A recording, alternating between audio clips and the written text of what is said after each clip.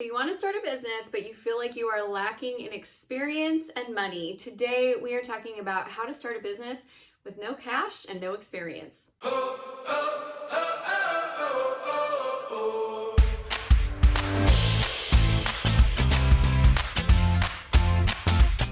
Hi, I'm Amy Walker, small business strategist, speaker, and author, and thank you so much for stopping by my channel. If you're new to the channel, please subscribe and hit that bell notification so you can get notified every time we release new content every Monday through Friday. First of all, I'm so excited that you're thinking about starting a business. I love entrepreneurship. I feel like it is the key to being able to live your life's purpose and be able to have freedom, both financially and time freedom. And I know for my family, it has been a huge blessing to be in business. And when I started my business, I felt like I was lacking in experience, and I was definitely lacking in cash. So today I'm going to share with you the process that I took myself through as I was launching my company, and also what I teach in my Launching Your Business course, and how I used this process to be able to generate over six figures in income my very first year in business. Okay, so let's jump in with some tips. I'm going to give you some specific areas that you need to work on. I'll give you some tips within each one.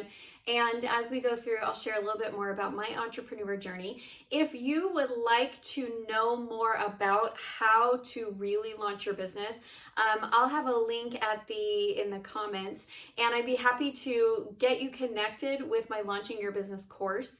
It's part of my Coaching on Demand program, which is a low monthly fee of $199. There's 7 different courses in there, so you can learn about everything you need from marketing and sales to launching your business. So I'll put a link in there. You're welcome to go check it out.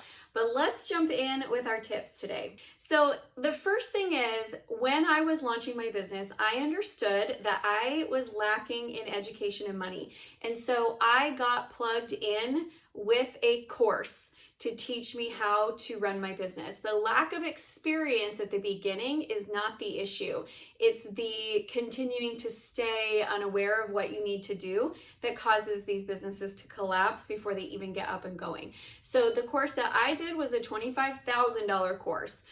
I know for a lot of new entrepreneurs, that's a lot to swallow.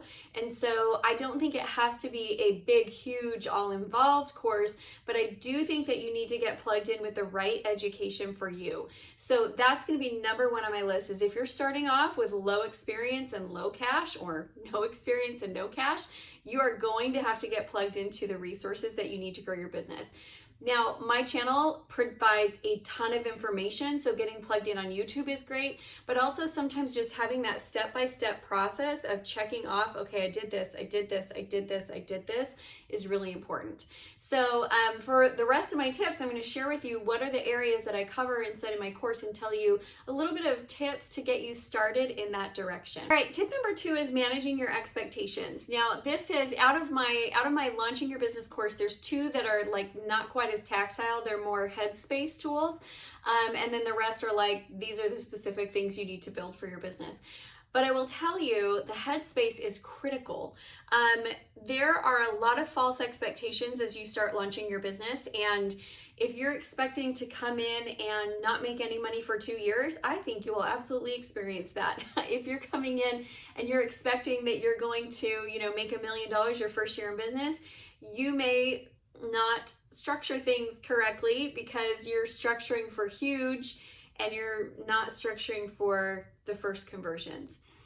My first year in business, I had a lot of misconstrued expectations that led me to experience more disappointment than I necessarily needed to. Now, we had, in full transparency, a great, very blessed first year in business. I remember just like at 9 months in feeling so grateful that like, this is my company and I get to run it. But I had a lot of things that I thought were going to go differently than I did. So for example, my very first event that I produced, I thought it was going to make me 6 figures in that one event, my very first one. And so I spent like I thought it was going to produce me 6 figures in revenue. And I remember at the beginning, I was so excited. And the closer we got, the more I was just like, oh, please let me break even. Oh, please let me not go in the hole. Oh, please let me not go out of business with my very first event. And I had advice to scale it back and dream a little bit smaller, which I didn't take, and I'm glad I didn't, because what that event did for me, my very first event, we had over 500 women attend that event. The news came and covered it. I got to connect with some of the biggest speakers in my state and some big name performers in my state, and it really established and created a name for me. If I had had better expectations, I would have made better decisions. For example, I overspent in some areas in marketing that I thought were going to lead to conversion, when in reality they were just going to help with brand recognition, which was also important. But I just needed to understand what I should be expecting from that experience, and I didn't really have anyone to tell me how to set those expectations in a measurable way. I also had a lot of expectations for my time that were unrealistic. I thought I could accomplish so much more than I actually could in a short period of time. And it makes me think of the Tony Robbins quote where he talks about how we frequently underestimate what we can accomplish in a year, we frequently overestimate what we can accomplish in a year, but we frequently grossly underestimate what we can accomplish in a decade. And I definitely did that. Like, there was so many things that I thought I could just get more done in a week than was humanly possible. So I think those expectations are really, really important. You've got to expect that you're going to work real hard for 1 to 2 years before you really feel a solid foundation in your business. And it doesn't mean you're not going to be making money. My second year in business, we did $420,000 in sales. So we were definitely making money, but everything was so dependent on me. So I was really working hard those first couple of years. And I think sometimes entrepreneurs come in with false expectation that it will be easier than it is, that they can dabble more than they can, that it requires less consistency than it does. So getting clear on your expectations is critical, you guys. All right, next thing I want you to do is figure out if your idea is financially viable. I was talking with somebody once on the phone, and she made custom fans for like sorority sisters and weddings and church ladies. And so she would sit at her table and she would design these custom fans, and she was charging way too little for them and putting way too much work into them. And yet she was telling me she wanted to scale this business up to her earning 6 figures, which meant she needed to be selling. When we figured out her profit margins, for her to make 6 figures, she had to actually sell about $500,000. And it was not financially viable. The amount of time that it would take to produce them was not possible. It was absolutely not doable. So here she is with this dream and this goal, and she's pouring her heart and soul into it, and nobody ever took her through the process to see if it was financially viable. I felt bad. Like, I felt like the dream crusher there. And at the same time, I didn't feel bad, because I would hate to see her pour more time, more energy, and more money into a business that is not going to make it financially from the get-go.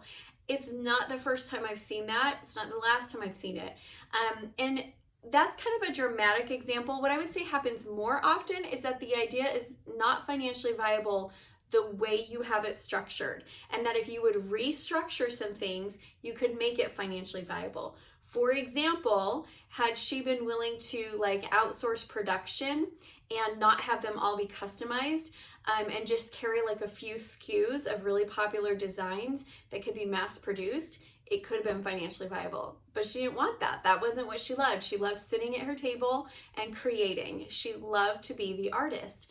And so, you look at that and you have to say, okay, well, what do you want it to just be your hobby then, that you love to do, that makes you happy? Or and be okay with the fact that it's not going to make a ton of money. So really, I strongly encourage you to go in, go through the process, figure out if your idea is really financially viable before you jump in and invest a lot of time, energy, and money into something that's not capable of doing what you want it to do. All right, the next thing you're going to do is figure out how to fund your startup. Now, I know what you're saying, but Amy, this video is on how to start a business if you have no money.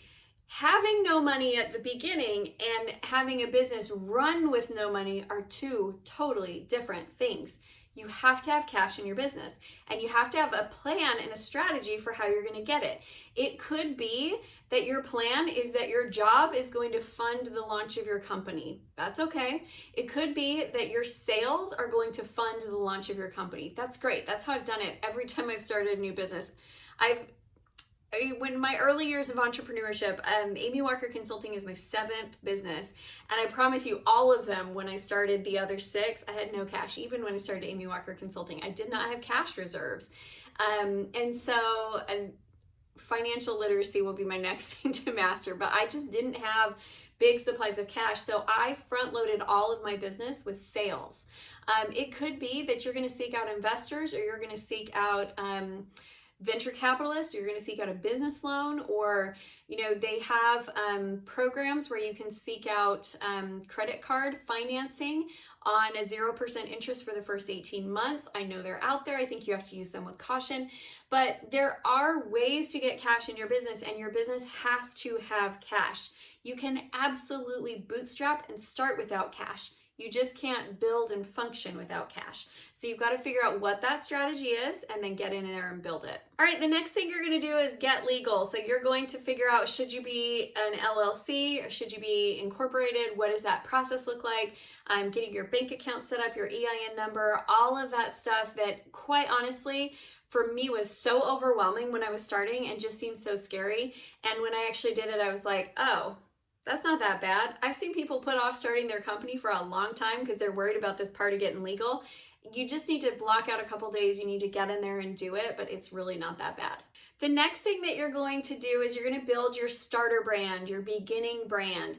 This is not the ultimate brand. You will eventually invest more into a logo, and you will eventually invest more into a website and all of the tools that you need. But in the beginning, you just need something that you can get started with and feel confident in. I always tell my clients, think of it like your favorite pair of jeans, right? Like, it's not a designer Gucci gown. It's your favorite pair of jeans. You're going to wear them more than you wear anything else. You need to feel good and comfortable in them, but you're not going to be planning on owning this particular pair of jeans for the next 10 years. But it's enough to get you going. So that's how you want to look at your first initial brand. You do need to have your messaging dialed in. You do need to get some basic, recognizable, consistent graphics. One of the worst things you can do is launch, and you have this graphic over here, this one over here, this one here, this one here. And when I look at them all together, it does not look like the same company. That's called brand fragmentation. So you need to avoid that, but you don't need to go all in with a massive, expensive branding package right now, because the reality is you will change and adjust your branding, your messaging, your ideal client through this first year of business. This is a learning year. It's a development year. And so you don't want to jump in and lock yourself into something that is your best guess, and then you end up wrong on who your ideal client was, or who you should be speaking to, or what's the message that they want to have.